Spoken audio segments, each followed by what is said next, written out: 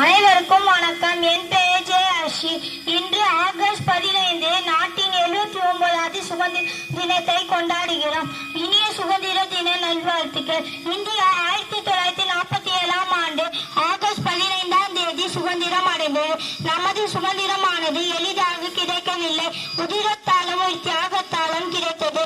மகாத்மா காந்தி, நேதாஜி, பகத்சிங், ராணி லட்சுமிபாய் போன்ற பல தலைவர்களும் வீரர்களும் இந்திய சுதந்திரத்திற்காக பாடுபட்டார்கள். தென்னகரத்தில் வேலு நாச்சியார், பாதிரியார், வ.உ.சி., வீரபாண்டிய கட்டபொம்மன் போன்ற பல தலைவர்களும் மிக முக்கிய பங்காற்றி உள்ளார்கள்.